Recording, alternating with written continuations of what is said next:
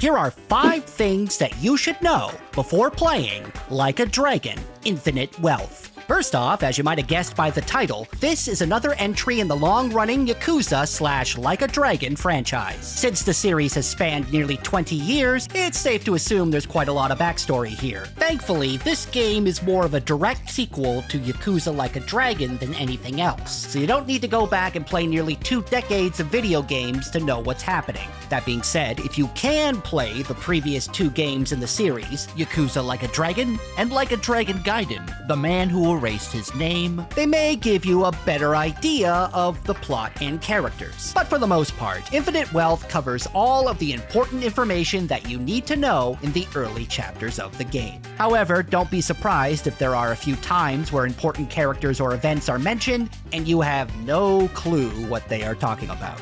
If you have played Yakuza Like a Dragon, then you should be able to slip right back into Infinite Wealth with no trouble, as gameplay really hasn't changed that much from its predecessor. But for new players, this is a turn-based RPG with unique combat mechanics. While everything is turn-based, you can still move around on a character's turn, and that's important, as positioning your party is a big part of the battles. For example, if you hit an enemy who's in front of another enemy, they'll collide with each other. If you smack an enemy into another party member, they may follow that up with an additional attack. Get close to an enemy, and you'll get a proximity bonus to do more damage. You'll also do more damage attacking enemies from behind or on the ground. Some attacks will give you prompts that will require you to quickly mash the X or square button or do a QTE with the Y or triangle button. To deflect damage, you could press the B or circle button just as an enemy strikes you to do a perfect guard. So as you can see, there are some nuances to the combat, and it's surprisingly action-packed for a game where everyone waits to take their turn. As with most RPGs, you'll gain experience points to level up, but in Infinite Wealth, you actually have 3 different meters that can level up throughout the game. The first is simply the level of your characters. When a party member levels up, their stats increase like you would expect them to in a normal RPG. Then there's your job ranking. Each time you change your character's job,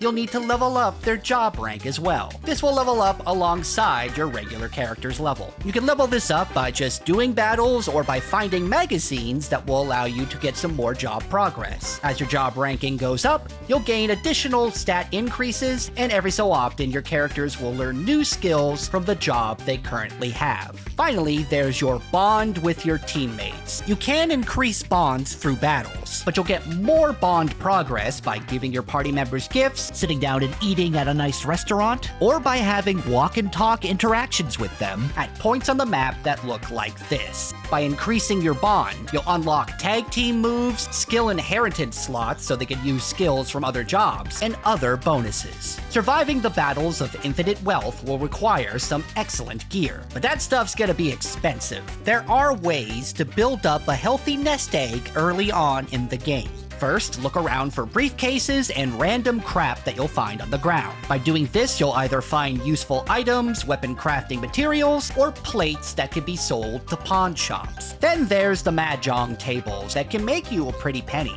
Another good spot to visit for early cash is the secret gambling hall located southeast of the Revolve Bar. Once this is available, you can play card games inside to earn wooden tags that can be traded in for more plates and other goods that you can sell for more money. Sometimes, money won't even be necessary for earning new gear. Some minigames offer you points instead of money, because Ichiban apparently doesn't mind being paid in imaginary currencies. These points can then be exchanged for weapons, armor, and other items, so even if you're not getting real money, there's still something to be gained from completing minigames and side quests. Finally, in terms of side activities, no series gives you more reason to ignore the main story quest than the Like a Dragon games. And in Infinite Wealth, there are quite possibly 2 of the biggest side activities there has ever been. First, there's the Sujimon sub-story, a full-on parody of Pokemon. And it's not just a joke. You can recruit enemies in the game to join your Sujimon team through Sujimon raids. Then you can battle other Sujimon trainers, visit Sujimon stops, and even take on the villainous Discreet Four at their Sujimon gyms en route to becoming a Sujimon master. If that doesn't sound wild enough, there's also the much-hyped Dondoko Island,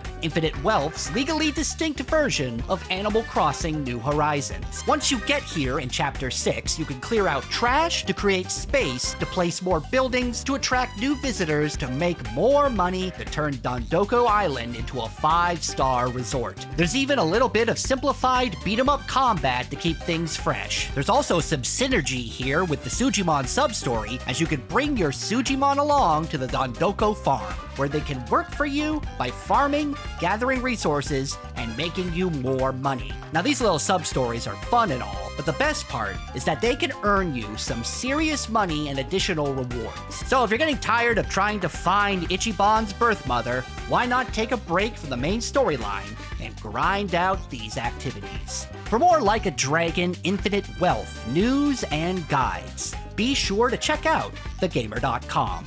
I'm Jamie Latour, and we'll see you next time.